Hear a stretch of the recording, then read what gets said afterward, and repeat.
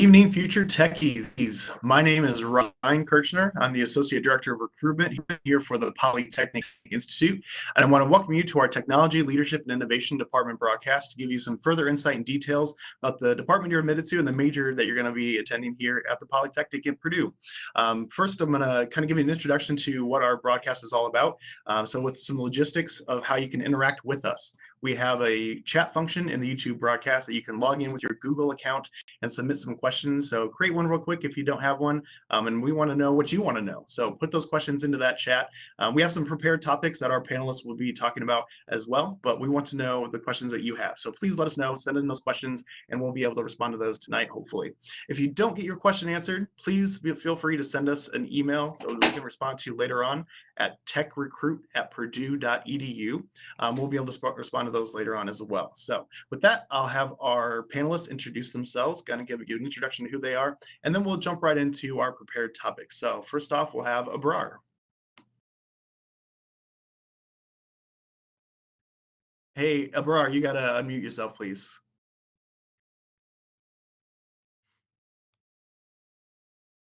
Hi, my name is Abrar Hammoud. I'm a former Purdue graduate. It was a wonderful decision, and I love Purdue so much I decided to stick around. I'm a clinical assistant professor, and I teach in the design and innovation minor that our department offers. All right, thank you. And next up is Greg. Hello, I'm Greg Strimel. I'm assistant professor with the Engineering Technology Teacher Education Program.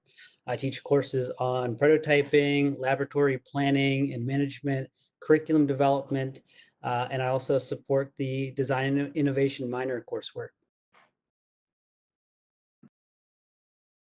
Great, thank you. Next up is Jennifer. And Jennifer, you're muted right now too. Usually that just happens later on in the broadcast, not right away. I know, gosh, I'm so sorry. I've been doing this all day long. You'd think I'd know. I'm Jennifer White. I'm the academic advisor for the TLI department. I work with all of the majors and I work with all of the students. And I will be meeting with each one of you several times a year, either for registration, or if you have issues or problems, or if you want to celebrate something, there's always lots to celebrate. So that's who I am, and I'm always available. All right, great, thank you, Jennifer. And next up is Nathalie. Hi, I'm Nathalie Duval-Couetil, and I'm a professor in the Department of Technology, Leadership, and Innovation, where I primarily teach in the Human Resource Development major. On campus, I also serve as the director of the Certificate in Entrepreneurship and Innovation program. All right, awesome, thank you. And next up is Nathan. Hi, good evening. My name is Nathan Mentzer. I am jointly appointed between the Polytechnic College and also the College of Education, and I've got a couple of responsibilities. One is working with Dr. Strimel on our teacher education program. Another is more situated in the College of Education with our integrated STEM certificate program. And then third is design education, and I teach the first class in the design and innovation minor, which is Tech 120. All right, thank you very much. And next up is Regena.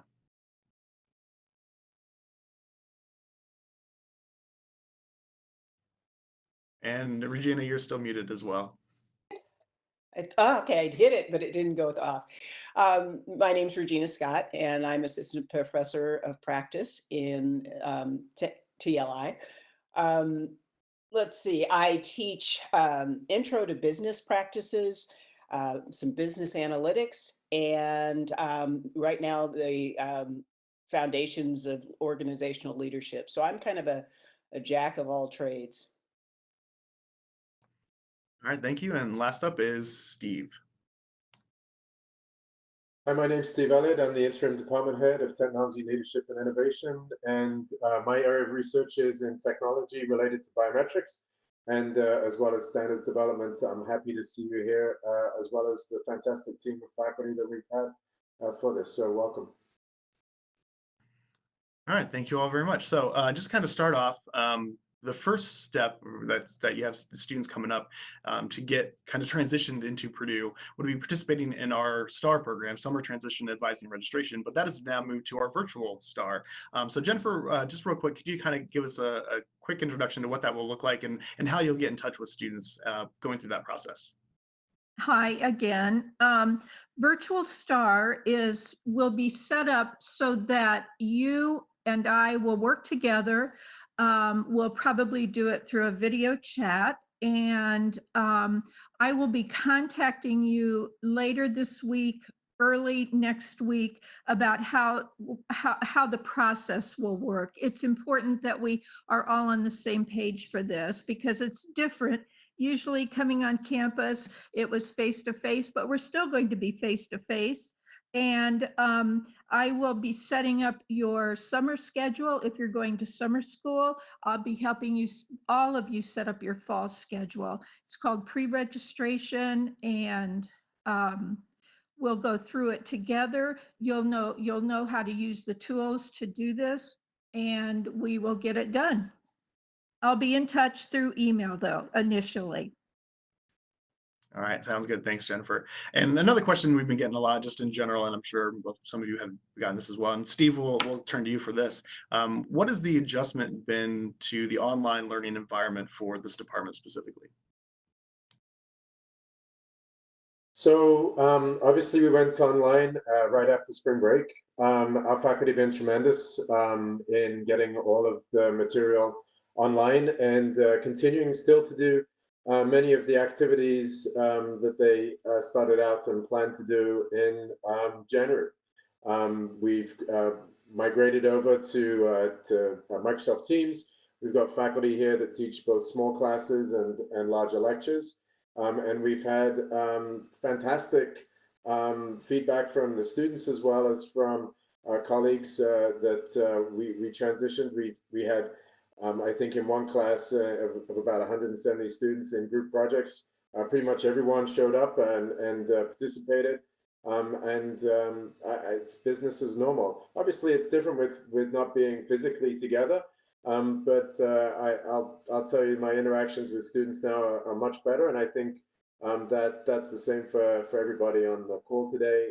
But there are unique examples of work that's been done. I know Nathan teaches Tech 120 class. It's a large class of students, mainly freshmen.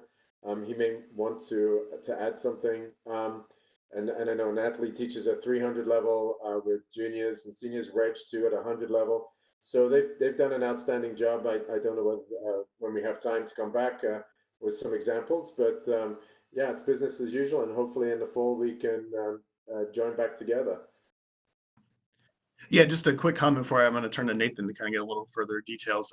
Yeah, the president, Mitch Daniels, I think it was last week or the week before, might have, whenever it was, mentioned that, yeah, the goal, the plan is for an on-campus semester with some adjustments, of course, and those adjustments, those recommendations are currently being determined right now. And actually earlier today, another message, a video message was sent out by President Mitch Daniels. So if you're interested to take a look at that, go to Purdue's coronavirus update page, and you might be able to find that there. Just kind of see what he had to say most recently about what that's looking like for the fall semester. Then Nathan, do you have any more to add for what's going on right now? Yeah, I'd be happy to add an example. So as Steve had mentioned, the week before spring break, we began to think about what this looks like and transitioned into a blended environment just pretty much overnight, where we provided in Microsoft Teams, we provided rooms that were very much like our rooms in the basement of Conoy. And so a student could choose to go face-to-face, or a student could choose to go to the Microsoft Teams room. Participation was expected, and we always have good participation, but definition of attendance just simply changed from being physically in the right room to being digitally in the right room. And so we were able to do that very smoothly. And as we transitioned to after spring break, we went fully online. And again, that went smoothly with just under 700 students split across 18 sections of about 40 each with a little over 12 instructors. And we orchestrated that very well. And, you know, it's kind of interesting. There are some experiences we had where participation actually went up a little bit because it's a whole lot easier to hit a video chat button and talk to the professor for just a couple of minutes than it is to walk across campus. And so in some of the cases, the sort of traditional definition of office hours, where go talk to your instructor about something, all of a sudden that really took a great leap. And so, as we look forward to going back face to face, we'll probably still use a couple of these digital strategies that have really been helpful this time. All right, thanks, Nathan. And Natalie, did you have any more that you want to add? You can just even mention you might have some other additional info. Could I add something? Oh, yeah, sure. Jennifer, it's Jennifer. And my appointments this time, my registration appointments were all set up in Teams. And so I digitally met with students every day, either video and audio or just audio. And we accomplished so much, and students were able to actually go on their computers and work while we were both talking. So it was a very successful registration for us for fall. Oh, that's good to hear as well. Yeah, the current students are still getting that same service that you provide for them. Right. And Natalie, do you want to add some of those? Yeah, I did much the same before spring break, anticipating that we would likely be online. And, just having things like once a week office hours or just kind of social hours where the students could see each other was very helpful, and students seemed to really like that. Also, I turned my courses into a module format, which was much easier for them to follow. They could wake up on Monday morning and know what was done and what was necessary to do throughout the week. And students really seemed to like that, rather than kind of the more traditional methods and looking around for different assignments and having to keep track of them on their own. So as Nathan said, there are definitely some strategies that we've learned that will help us be more efficient, whether we're face-to-face or hybrid in the future. Yeah, and not knowing obviously what the final decisions are going to be, but I expect some hybrid related lectures, courses, things along those lines for the fall as well. And Nathan, I'm going to turn back to you because we have a course here in the Polytechnic. Then we've mentioned Tech 120. That's a requirement for all of the students in the college. Could you get a little more detail for what that is and how? Why is that so important to the college, and why is that required for all of our students to take? Yeah, thank you. So Tech 120 is called Design Thinking in Technology, and our cultural value in the Polytechnic is thinking about design as a lens, a way of seeing the world. We see it as a literacy. It's really important that our students are able to identify problems using design thinking strategies, identify problems, do some benchmarking to see what existing solutions are already out there, develop their own solutions, learn to work in teams to do those activities, including brainstorming, and then develop prototypes to test their ideas, to communicate their ideas, refine those prototypes based on feedback, and then be able to present their ideas and looking for support. And so it's really the first course in the design and innovation minor. And it's really sort of the philosophical backbone of our college. And we see it as a scalable and transferable skill that students can apply regardless of their major. There are problems that all of our majors tend to address to make the world a better place. And we focus in the design class, we use the grand global challenges from the National Academy of Engineering as ways of thinking about how can we make the world a better place, but look in our neighborhoods to do so. And so I'll just give just a real quick example of one of the projects that I really enjoyed seeing about a year ago, and now actually has a provisional patent just approved a couple of weeks ago. So this team of 4 students has a couple of grandparents with tremors from Parkinson's disease. And in observing their grandparents, they felt a sense of empathy and passion, identified that there are some solutions out there to help their grandparents actually be able to eat with their hands in tremors, but they're not accessible, they're very expensive. And so this team identified a new solution that is a spoon with a lid. And it's a very simple idea, 3D printed in our teacher education lab. And they've prototyped and actually tested it on their grandparents. And just a few weeks ago, it got a provisional patent. So this team is really excited to move forward into a business model with an idea that came out of the design class just simply by making observations. Because one of the grand global challenges is making healthcare affordable and accessible to everyone. And these students are doing that right here with their family and friends.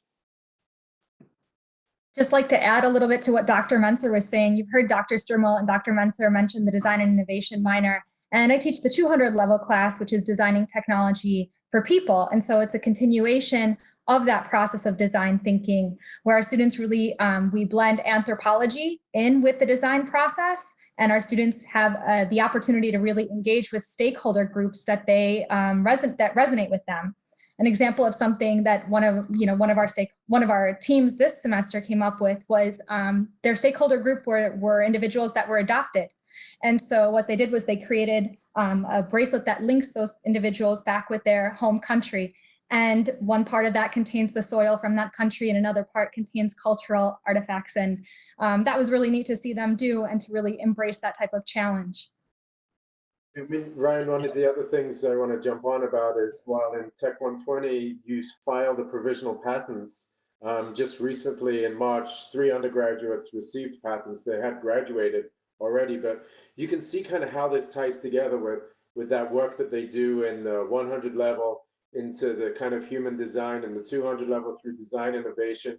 You know, don't forget that, as Nathalie introduced, she's also in charge of the entrepreneurship. So if these students wanted to run with something, they can take a undergraduate certificate in entrepreneurship. We also have large resources in the Foundry and Discovery Park as well. But while we're talking also about life away from Purdue in terms of physical, I just want to, if I can, just ask Greg to talk a little bit about the work that they've been doing in ETTE to keep the student community alive as well. So if that's possible. Yeah, so I'll jump in. I'll kind of connect the two last comments there. So kind of with the design coursework, I teach the 3rd level in that with prototyping piece. We also built a design and innovation competition around that. So connecting to the digital format, we've been able to move that online and have some unique ways to interact with judges to actually award some money and scholarships for students that are in the different design courses to progress and maybe invest in their projects that they're working on. So we're able to move that online as far as and do some pretty creative things with judging and ranking and have some fun with that. And leading into prototyping some of the physical aspects, we've been able to, with some of the coursework, some colleagues have sent out actual kits to physically make things and test things out at their home at a distance. We've even had 3D printers that we've brought and been able to send things to students too that they wanted to prototype. So we've had that. So we have been able to transition a lot of the interactive and hands-on components to the new type of format currently. So that's one way. And then we also have a student organization based on kind of technology oriented and teaching competitions as well. We have, using Microsoft Teams, we've been able to connect. We've been keeping everything going as we normally would be. The students, since everybody's at home, everybody still wants to be connected. So we brought that together. We've played a lot of different games. We've had some fun with it. So we keep that constant communication going. That's great. All the connections you're able to still build when you're not in the same room. That's awesome.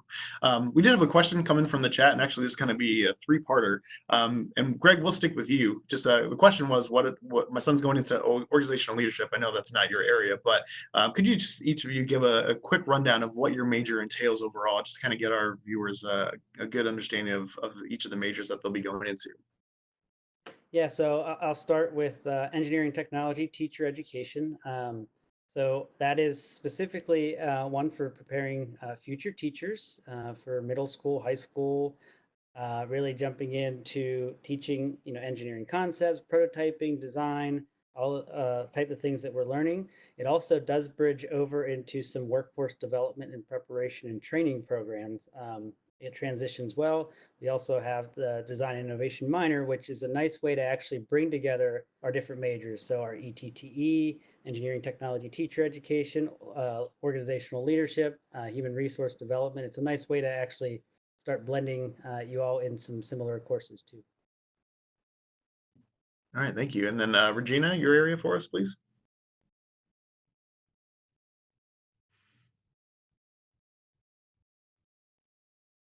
Primarily at this stage, I'm working in organizational leadership and supervision. And that major is kind of we end up engaging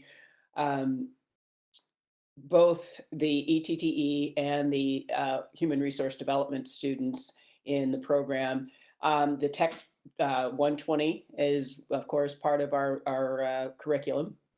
We've got the introductions to business, just kind of an overview of business, and organizational leadership, introduction to all of that. There are courses within OLS in everything from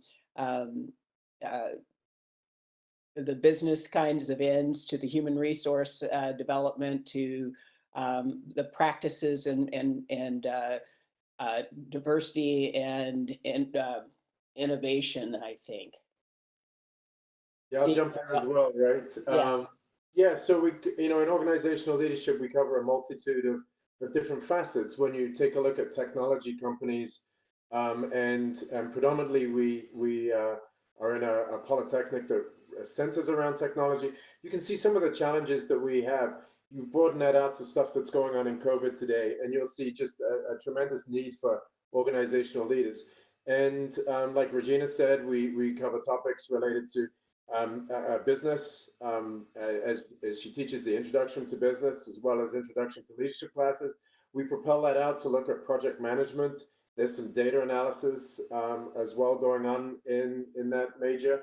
Looking at conflict management, labor, some of the issues that you're getting obviously today get dealt with in that class. Also some collaborative leadership as well. We take some classes over in education psychology, also psychology to understand how people interact with each other, organizational psychology as well at the 200 level. And then later on in the 400 levels, we're looking at advanced project management. We're looking at coaching and mentoring people, which I know for many people that's really important to get the most out of it. And we parallel that with options in minors as well. So a lot going on, but it's a broad-based degree for many students that aren't quite sure necessarily what specific sector of employment you want to go into. We have students that are working in many different sectors, whether that's leadership or supervision in supply chain. I can give you an example of Amazon. They've been hiring quite a lot, but we have students going into Textron, GE Healthcare internships, maybe local government, maybe charity as well. So there's lots of opportunities there in organizational leadership. All right, and then we'll kind of get into some of those outcomes a little bit later on in the chat as well. And then Nathalie, you're with our HRD program, kind of go into that for us a little bit. And Nathalie, you're currently muted. Sorry about that. The human resource development major sounds like, focuses on what it sounds like. It's to create leaders or professionals that can work in the human resource function of organizations, and every organization has a human resource function. So we focus on everything from people management, talent management, recruiting, training and development, leadership, strategy, a lot of business. They gain a lot of business literacy. And just all of the human resources right now is a very kind of hot topic, because every organization is only as good as the people that they can recruit. And the students in the major seem very focused and eager to work in sectors such as healthcare, technology, really a wide variety of types of organizations. All right, that's great. Thank you. Kind of going back to Jennifer, I want to start with you just on this question real quick, is since you work with all the students in our majors in this department, do you see a lot of students working on double majors or dual degrees as they go through the process here at Purdue? They do. We have students, actually, we have students who are doing, did you ask for minors too?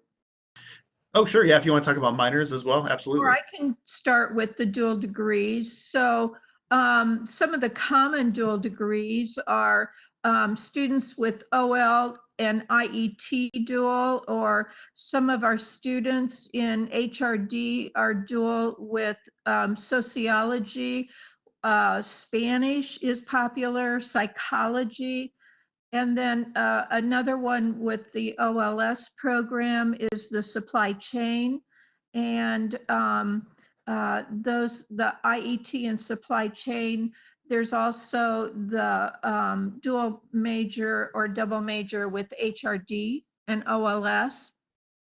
So those are some of the options. We have students that will come to us and have an interest in something else, but they don't want to leave our program, or HRD or OL program, or the ETTE program. And so they ask if they can do a dual degree, and we help them set that up so that they can graduate in a timely manner. All right, that's good to hear. And then Regena, I think you might have some additional info on areas that we see a lot of our students go into as well with minors or dual majors, double majors. Exactly. We are, because of the content where we talk about leadership and we talk about being innovative and we talk about management, a lot of the students are coming from other majors and doing our minors. I have a student currently who is actually in athletics, and she's planning to go into personal training. And she came to us and she's doing an OLS minor because she recognized how much management information or how much management skill she would have to have. So we see a lot of students that are going, that have majors that are engineering. I have another student who is an aeronautical engineering major, and she's doing an OLS minor. And again, because of the content, because of the kinds of things that they get an opportunity to understand and learn, general business practices, how to be a leader, what is expected from a management perspective. So a lot of students are coming and doing those kinds of minor, or doing OLS and HRD as minors. We also have started doing a lot of the analytics as we're doing our minors, the two major programs. And as a result, folks are saying, wait a minute, okay, you've got some analytics stuff that has a practical application in business, which is the way we teach it. How do you look at human resource data, and what's the story it's telling? So we are finding that a lot of students from a lot of different programs are looking to the OLS program and the HRD program as minors because of the content and how it gives them a foundation for going into the fields that they're going into. Ryne, if I may jump in as well. Sure. As Regena was talking about minors on that way, you have students majoring that do minors the other way as well. One of them is design and innovation, and I don't know whether Greg might want to say a little bit more about that minor, because like organizational leadership, design and innovation minor is built into many degrees. In fact, it's built into the OLS degree. You just need one more class, to get the design and innovation minor. About 61% of students in ETTE take that, 31% in OLS take that as well. And then 84% of HRD, in fact, all of HRD students will take the HRM minor out of Cranet as well. So we're very flexible. And so I don't, whether Greg wants to chat a little bit about design innovation minor as well. Sure, I'll just jump in real quick. I know we mentioned it a couple times based on some of the content, but essentially there's 3 sequence of courses, building from Tech 120, Design Thinking and Technology, to Tech 220, which is Designing Technology for People, which is co-taught between our faculty and anthropology faculty. And then we have our Tech 340 course, which is Prototyping Technology for People that that our faculty teach, along with the Foundry, which is kind of the startup incubation group that we have on campus. So it's a neat way to start to sequence some additional coursework for students across all of our majors.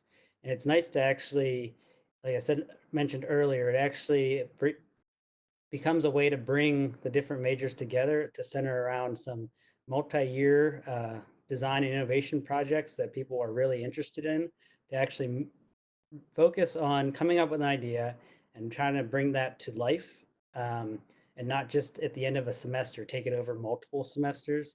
So it's easy, it has been very easy to embed within study. It just, this other plans of study, it just actually brings together some type of a sequence for you to work on a project that you're really interested in. Plus it has the end of each one of the courses, we currently do a design and innovation competition. I mentioned that earlier, that we provide money to put into their design projects to keep them going outside of the class, but also provide scholarships to keep going if they want to take the additional classes as well. So yeah, it's a nice way to get kind of the different majors in our group together. But I will say one of the big benefits too is it adds something else.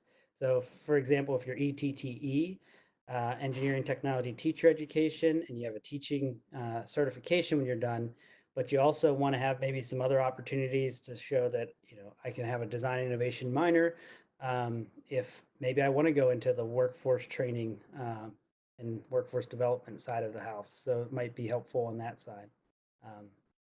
Yeah. All right, very nice. And Abrar, I know you're involved with that. Mind anything else? I know we kind of touched on it a lot, but I don't know if you had anything additional that you wanted to add in there. I think Greg covered a lot of it, but I would just say that we really want to see your ideas come to fruition, and we really want you to empower yourselves, and by yourselves, I mean our students. And so to be able to see a project through from beginning to end is something that is very empowering for students, and to know your ideas are valuable and we believe in what your ideas are. That's something that we really value a lot. All right, great. One question we got actually from our chat is related to like internship experience or professional work experiences. Is that a requirement for the department? Steve, we'll start with you, just kind of get an overview, and then maybe we'll talk about each of the areas and see what are some of those internship areas that students have gone into.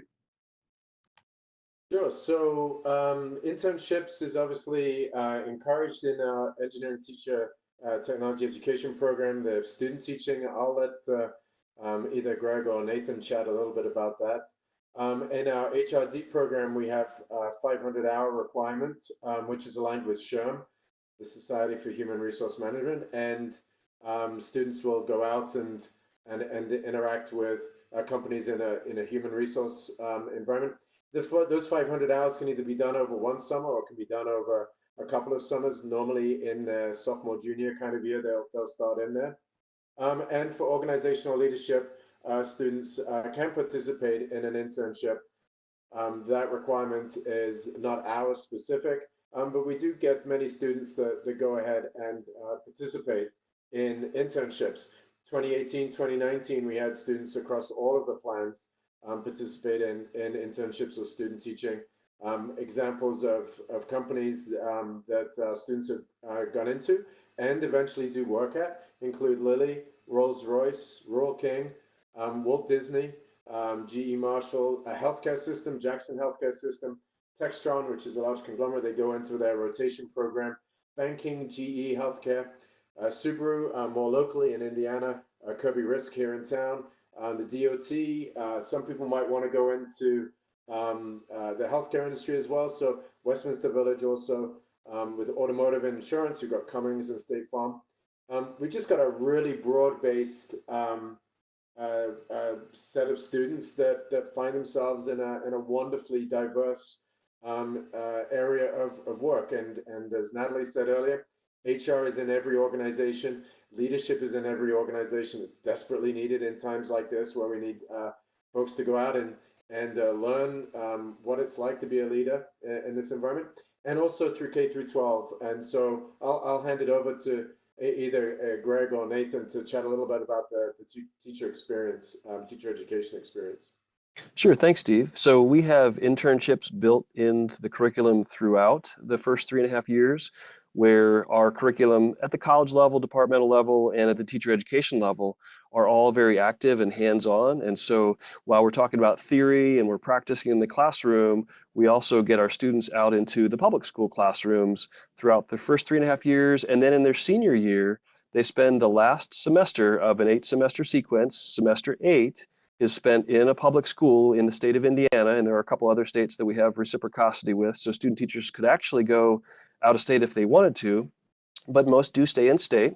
And in that event, the faculty who work with those students actually go out to the public schools. We work with the student teacher, we work with their cooperating teachers, we make multiple visits, we serve as coaches and mentors, as well as evaluating the students throughout the program, so that they really have a nice smooth stepping stone between being having the life of a student to having the life of a professional as they transition through their undergraduate degree.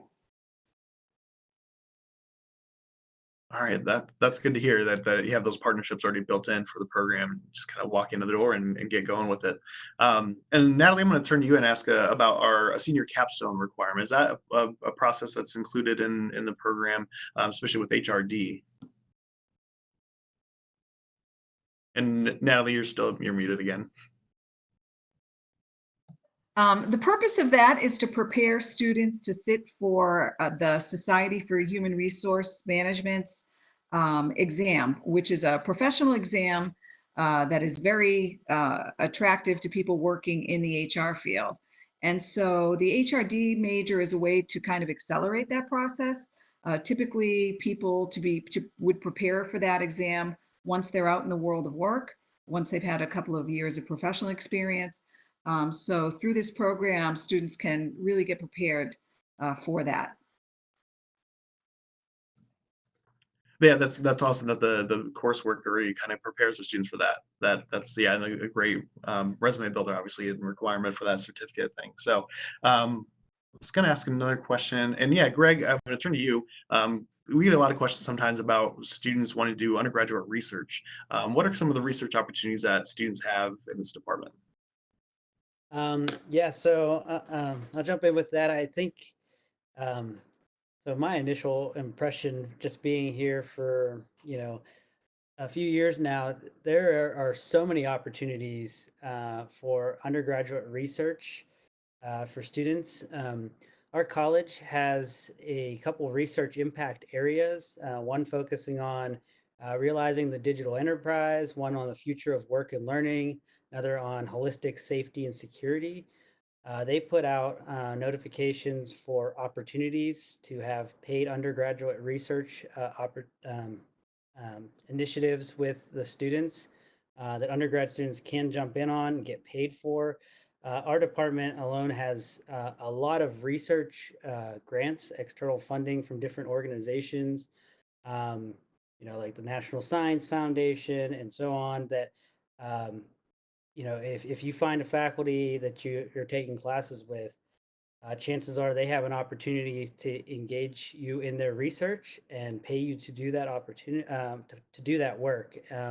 For example, so I have one grant right now working on with the Region 4 Workforce Development Board and Wabash Heartland Innovation Network, where we are kind of studying new ways to introduce new technologies to children all the way from preschool all the way through high school.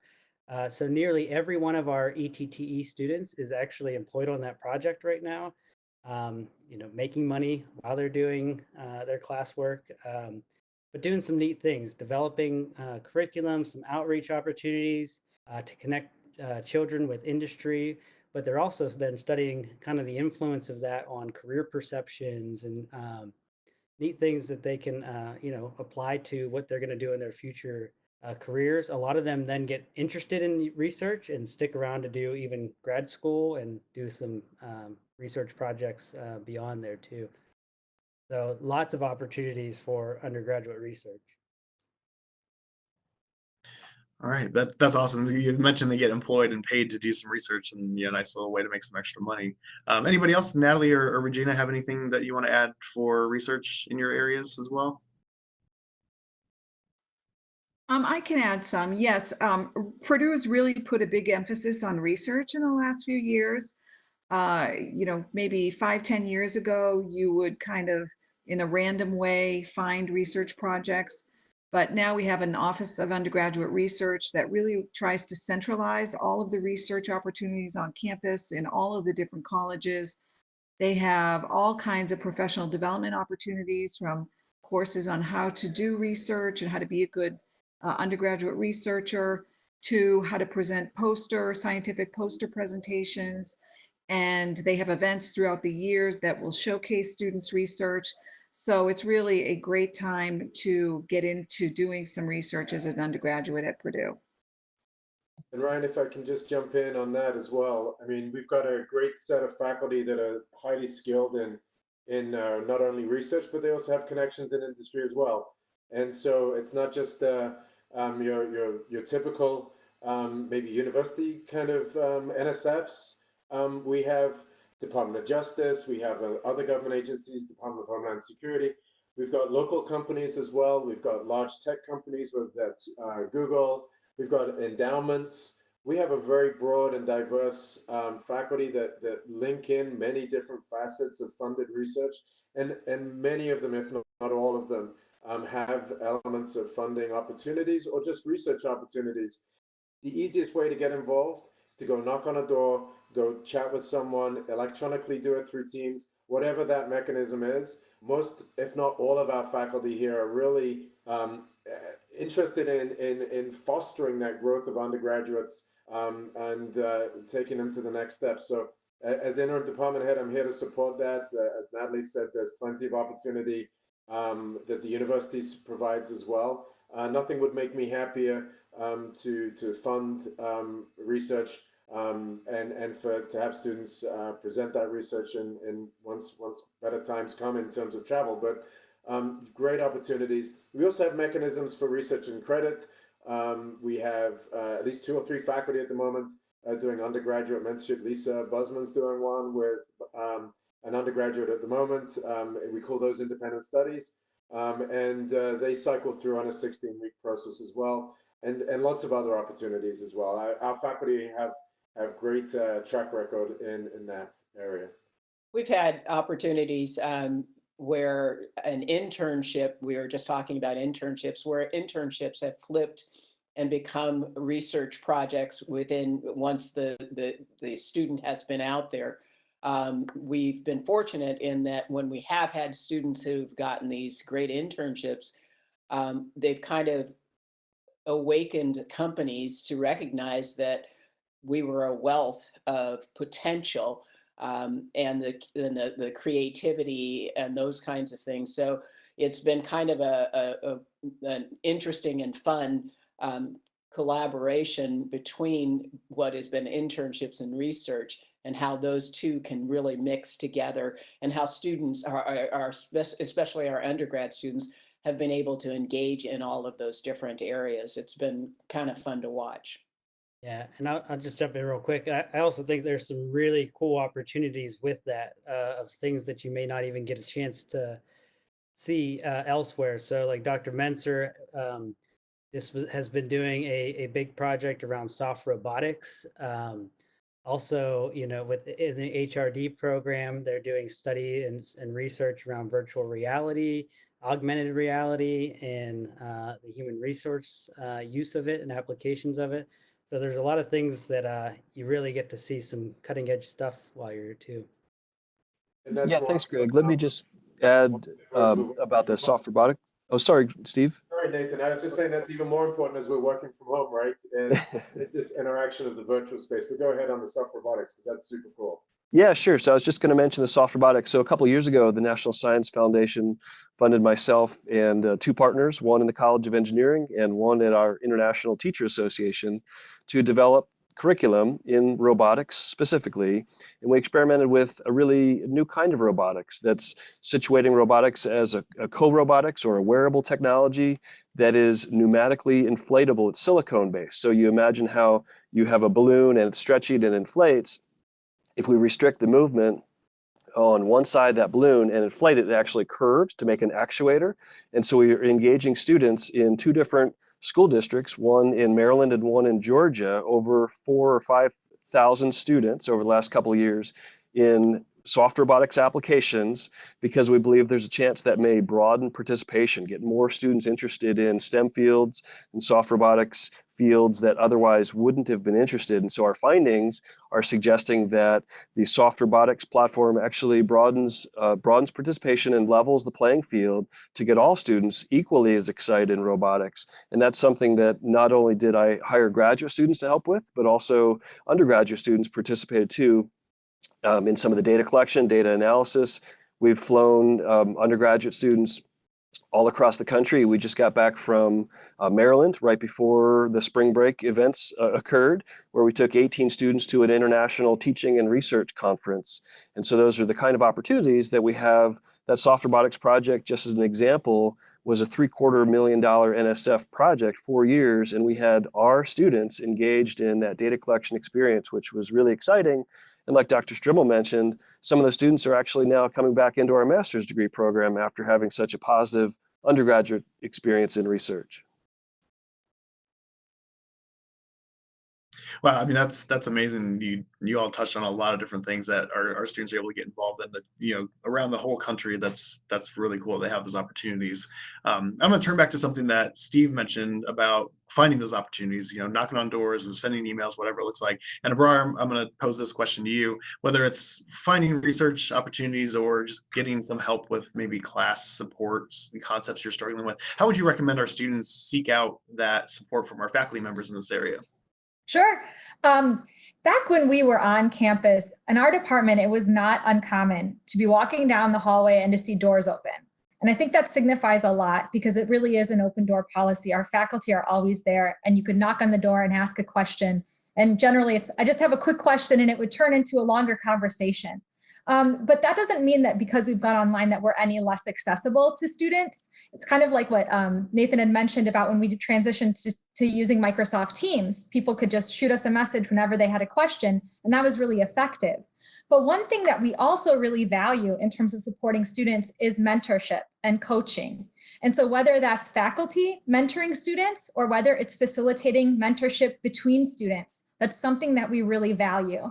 We've got the BEST program, which is Building Excellence in Students in Technology. And with that, you can arrange to have one-on-one coaching from another student that's achieved success in a class that you're taking. We also have undergraduate TAs that are part of the Tech 120 classroom. So when I teach Tech 120, I have an undergraduate TA there that's able to mentor students that are taking the class. And it's a student that has already taken the class and achieved success with it. So you'll receive mentorship from a multitude of different levels and angles as well. No, that's great. Yeah, I like that open door policy, the office hours and just getting that connection. And Regena, do you have anything else you want to add as well? I was going to throw something in. One of the things about this faculty, my colleagues that are both on the line and the rest of them, is that they really are approachable. This faculty cares about the students, and we really want to engage with the students. You do go down the hall and you can pop your head in to any office. I will have ETTE students who will stop by and just say, hey, and we'll chat about what's going on. Our hallways are constantly full of entertaining activities where students have been in the lab and now they're outside and they're rolling, throwing airplanes to try to figure out how to make them go further. They're doing all kinds of fun activities. I think we try to foster an environment where students recognize that the faculty does care, first of all, and that we are ready to engage and chat and help. It doesn't matter whether it's a class issue that they have, and it may not be your class. They may have a problem with another class, but I think this whole thing of getting to know our faculty wants our students to get to know us. We like that. It's actually something we enjoy. Let me just add to that a little bit and kind of make the bridge between the teaching and research. Those are really not two separate activities for us. Those are really well intertwined. And so like Abrar was mentioning, student success with the undergraduate teaching assistants, and they're really co-teachers with us. They're in the classroom live, they're helping to teach, they're interacting with students. And from a research perspective, especially in our teacher education program, but also across the campus, we're researching how do we teach better? And so we're asking questions of our students. What are the undergraduate TAs doing? How are they working? What are they doing that works so well? And what can we do to make them better? And so we're constantly in this prototyping cycle where we try it, we gather data on how well it worked, we use that data to inform how we move forward. And students are engaged not only in helping to teach, but helping to research and then bridge that gap between the two. So our research really informs our teaching, which is really exciting for all of us to think about how do we, maintain and establish that sense of community as well as that academic rigor that we all know that our programs have. Yeah, that's great. And I'm glad, Abrar, you mentioned our BEST program that we have here in the Polytechnic. And then outside of the college, there's also Academic Success Center with resources for study skills, sessions on time management, how to not procrastinate. Supplemental instruction is another support for students who've done well in classes that kind of go into depth into the courses that are available for Purdue students. So yeah, a lot of resources and like Dr. Mentzer mentioned, figuring out how to do that better. I think that's one of the cornerstones and great things that Purdue does. Jennifer, I'm going to turn back to you. And since you work with all of our students here in this department, just to get a sense of what are students doing outside of the classroom? What kind of organizations or clubs are they involved in, both related to this department and just for fun as well?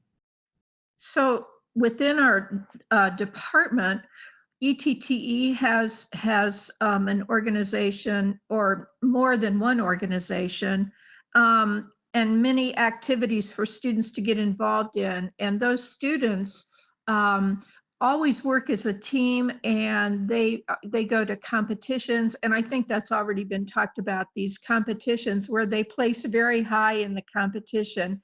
And then HRD has an organization, and that organization encourages the HRD students to join the organizations from management, which has a SHRM organization. And then in org leadership, we encourage students to get involved in organizations that they might be passionate about on campus. There are like 500 organizations on campus, but the key is for them to get involved in the leadership side. And so many of our students find themselves becoming leaders, whether it's the president of the club or whether it's someone that goes out and recruits other people. But we always encourage, as Dr. Elliott says, beyond the 120 hours, there's so much more than the 120 hours for a degree. Yeah, I definitely agree with that. That's part of usually one of the pieces of advice I give to students is get involved with an organization that's related to your major if one's available, and get involved with something that's a little more fun, just more social. You can meet other people. Examples of that are the Pet a Puppy Club that we have here at Purdue. You can pet puppies and just hang out and kind of de-stress. And just to clarify, we have actually over 1,000 clubs and organizations here at Purdue. So there's quite a few opportunities to get involved. Way off there. Yeah, that's all right.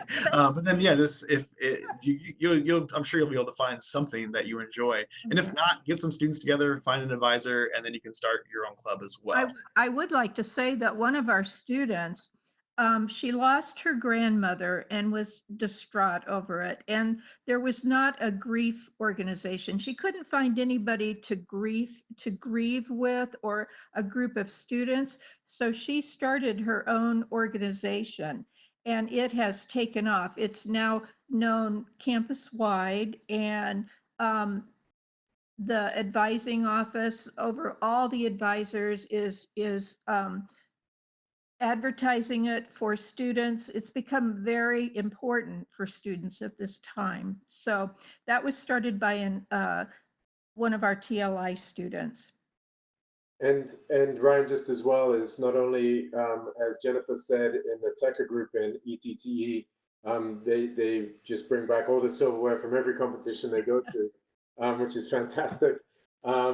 We also have students that are involved across campus as well, whether we have one of our students who is a dual degree with industrial engineering technology and leadership, Noah Scott.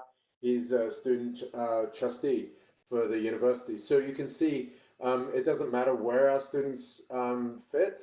And they deliver on actively participating in those organizations and taking a leadership role in that. So we've got an outstanding group of students as well, even more today than I think than we ever have, and they're just integrated all into student life and participating in leadership roles that maintains the vibrancy of this university.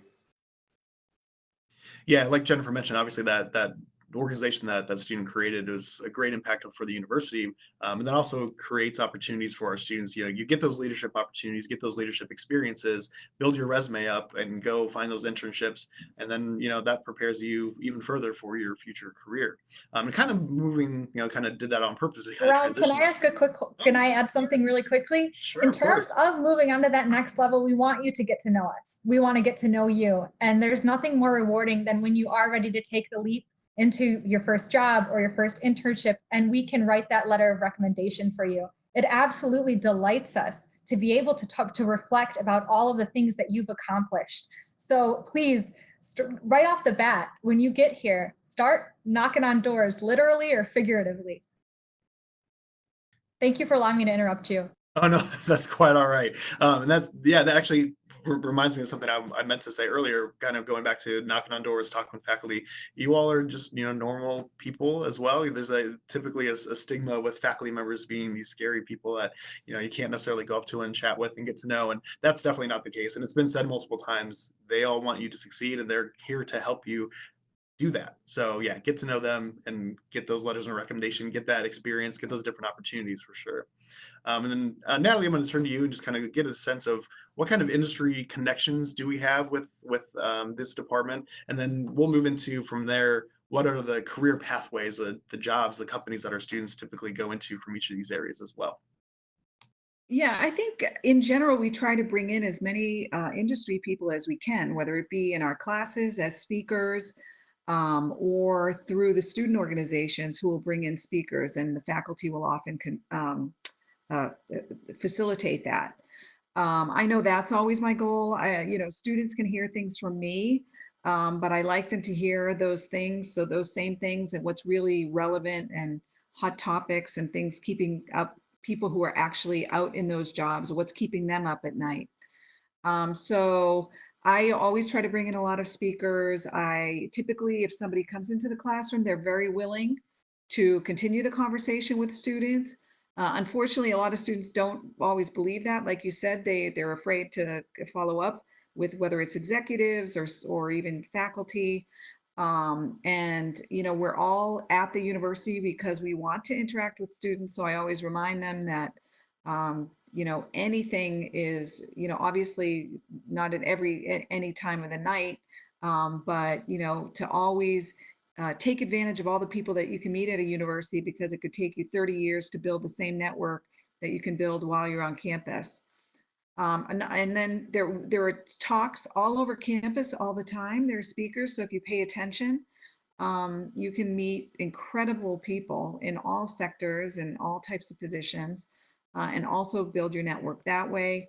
I often encourage students to go up to those speakers and connect with them afterwards, because you never know when those connections might be useful.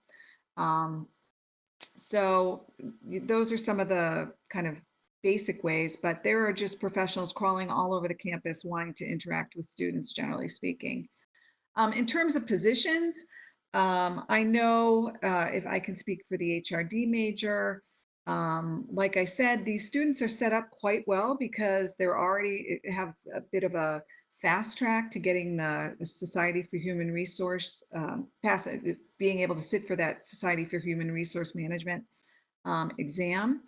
I have found that they are doing all kinds of, whether it's oftentimes in HR, you're starting in kind of recruiting roles, some in training and development. But I was teaching a strategic planning for human resources course this semester, and really trying to tell the students to become an expert in something, whether it's negotiating benefits for an organization, whether it's working with,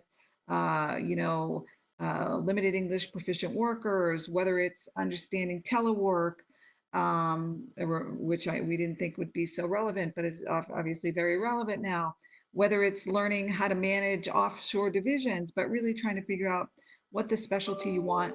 And obviously you don't do this as a freshman, but hopefully we give them opportunities and expose them to those different specialties as they move further in their degree, so they're more job ready, let's say. So I think we have a very, very high placement rate. I think it's almost 100% or 98% or something in the HRD major. And I think it is because it is so specialized that can be attractive to employers.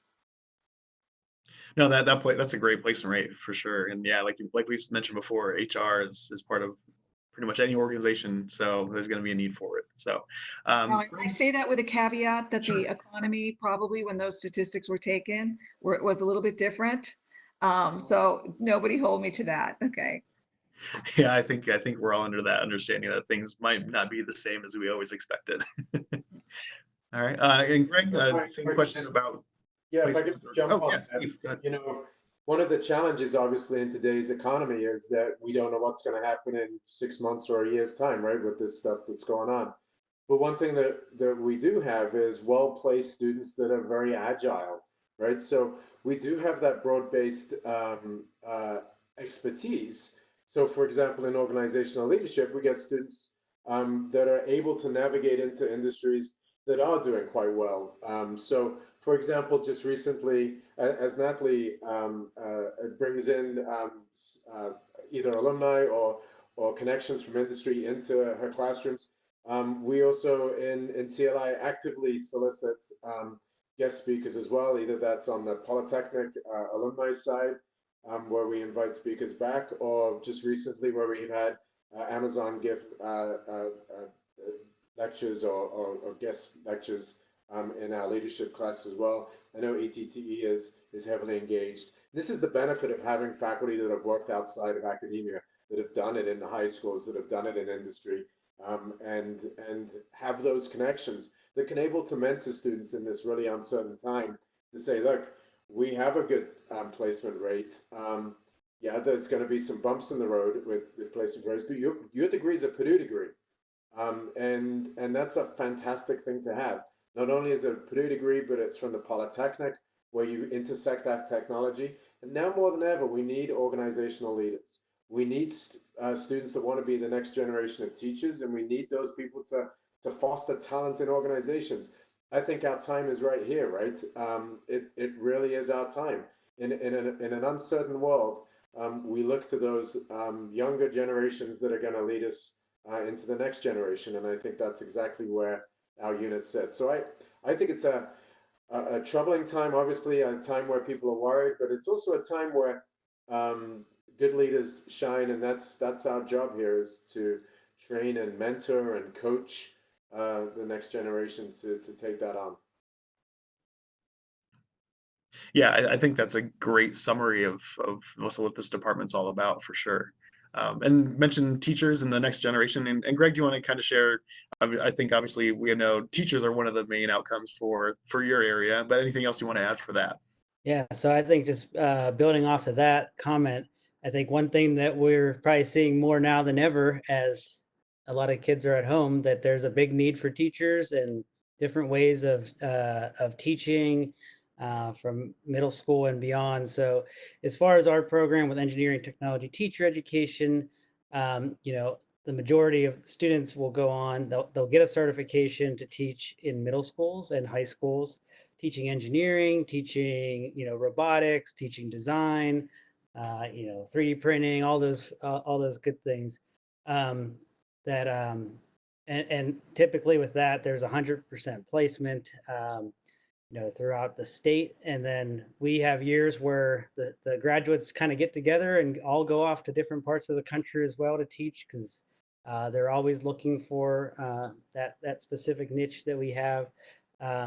So the one year we had them all go, a whole group just decided they wanted to go and move to Maryland and Virginia together and teach and they're still teaching there today. So as far as teaching goes, that's continues to be there.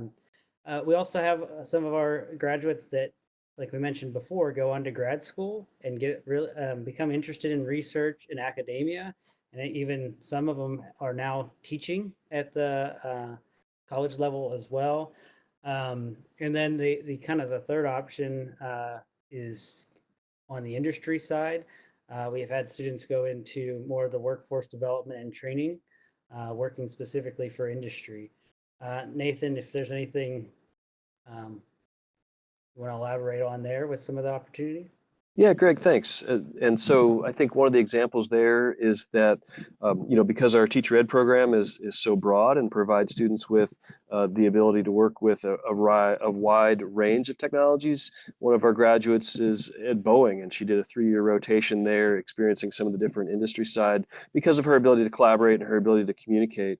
But then I think also I want to add, Greg, that there are some students that go through any of our majors in the Polytechnic and discover at some point in their undergraduate career that they've got a passion in teaching, or they go out and they work for a few years and realize they've got a passion in teaching. And so we've got a post-bac program that will allow a student to take an existing technology-related major and then add those teaching classes to it through our program, and then graduate with from us with a teaching certificate in the state of Indiana. And so often we find people that take that a little different pathway, but then they can bring their industry experiences into the classroom later, which is something some people really enjoy doing.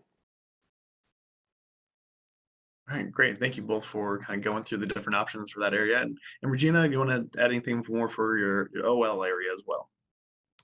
The only thing I would say is that the students that come out of the OL program, when they do complete, they are ready for pretty much everything. There's enough crossover and technical knowledge that a lot of our students do end up going into areas that you would not think of someone with an organizational leadership going into. I know I have students who went through the program and they are now director levels in areas like warehouse management. There are students who are in high-level management doing analytics through for programs. They come out with a broad range of information that they can apply, that they can build on, that they can apply to their programs. So our students really are all over the place. And the whole, our faculty has, most of us have so many outside connections that we can help the students to get where they want to go. Prior to academia, I spent 20 years in the aerospace industry. And so a lot of our students will come to me and say, hey, what's available in the aerospace industry? And needless to say, human resources, education, leadership of all kinds. There's something for everyone in that kind of field. We have those kinds of connections, and our students are able to we do what we can to make sure they get the opportunities to get in front of those people. And as Abrar said earlier, we really do enjoy when we have that opportunity to write that letter of recommendation, because we do know that our students are more than ready when they leave here. They're more than ready to take on pretty much any challenge out there. No, that's great. And I know Natalie kind of talked about our industry connections. I'm glad you brought that up as well. Obviously, your connections that you have as faculty members and your industry experience and wherever you were before, what you're doing now. But Polytechnic also has career fairs going on throughout each academic year, information sessions for companies. The Center for Career Opportunities here at Purdue helps with resume writing and their network of internship and job opportunities as well. So there's a variety of support networks and systems that we have here at the university to help you find your internships and your jobs when you're finishing up your degree as well. So just want to throw that out out there just to get that information to students. So just kind of one last question just to wrap up for everyone. Just pose this to you. What is some advice that you have, one piece of advice that you have for our students coming into this department to help them be successful? And Abrar, we'll start with you. I'm going to pass on something that my parents always told me, and that's nobody can ever take away your education. You can lose all your material possessions in the world. Nobody can ever take away the things that you learn. And so I would say embrace this opportunity with full force and absorb as much as you can, and not only absorb, but put out as much as you can as well. All right, I like that. That's I've been doing these broadcasts a while. That's a new one for me, so I like that one. All right, Greg, your piece of advice for our students. I think this was mentioned earlier, Abrar, maybe you said it, but I think the piece is to get involved. So like the student organizations is a great place where you can kind of collaborate to graduate, get some people that are in the same major, and then, you kind of build that support system for you. You have so many opportunities at Purdue, really get involved with them. And part of that is that knocking on the door. I know we mentioned it, like our classrooms are a lot of times our labs are across from our offices. We like to interact with you, so don't be afraid to just knock on the door and get involved with some of the activities going on. All right, awesome. And then Jennifer?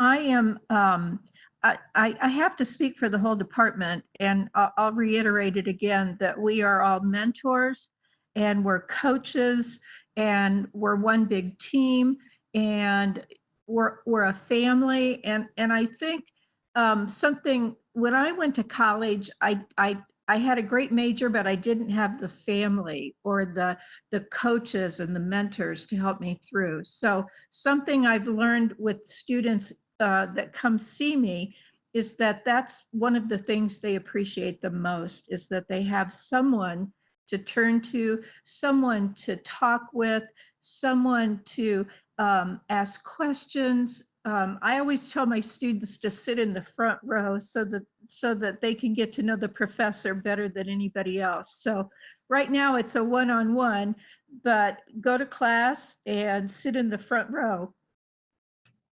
All right, I like that. All right, Nathalie, your advice for our students. First thing I would say, don't stress out.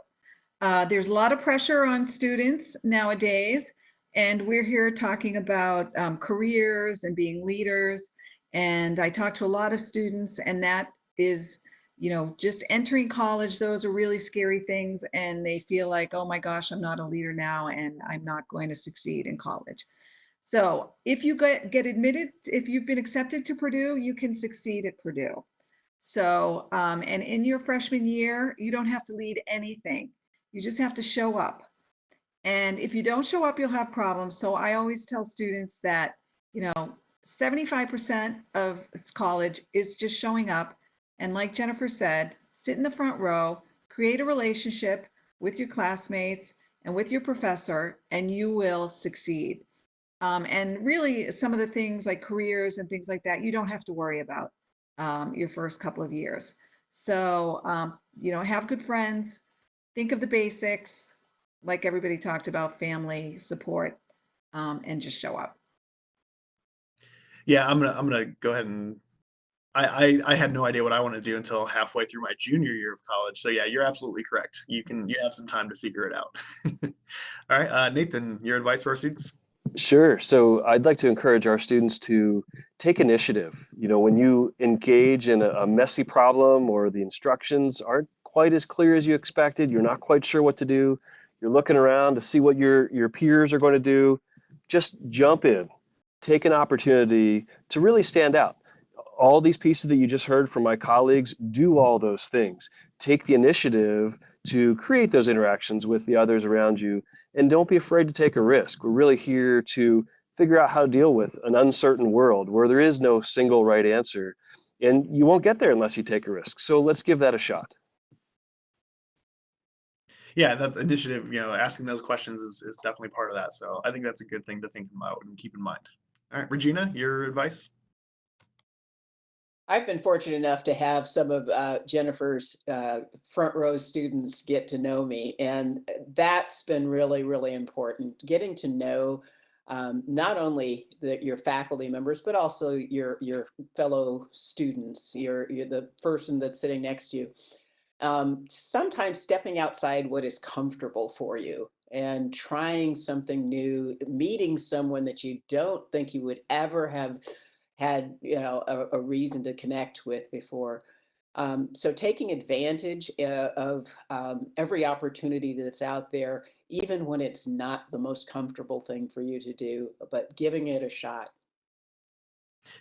Yeah, I agree. Kind of college is a good time to experience some new things that you may not have been exposed to before. So yeah, I like that a lot.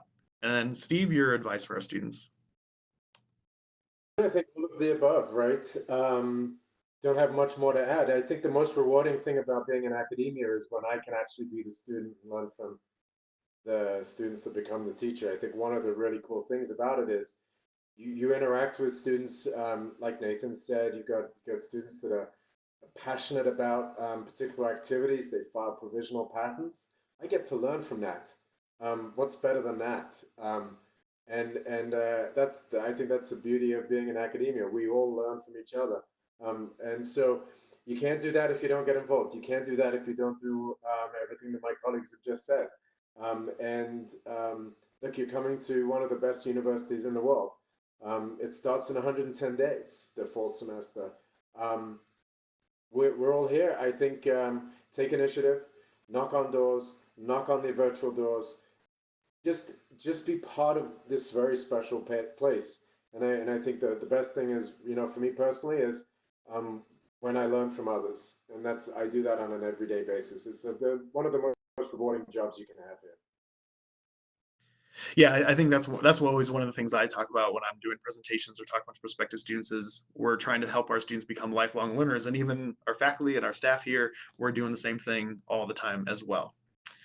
All right, so I want to thank everybody at home for watching our broadcast tonight. I want to thank our panelists for going into great detail about our technology leadership and innovation department.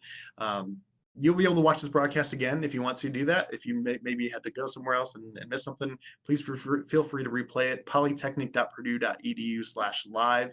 You'll see this broadcast as well as all of our other broadcasts that we've done up to this point, even from years before.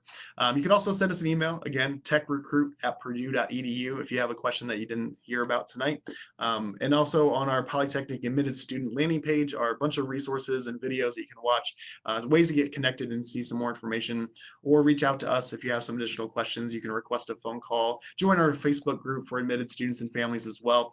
We're trying to help make sure that connection is built for you in this different virtual world now. So please reach out to us and let us know how we can help. So again, thank you all very much for watching. Thank you again to our panelists.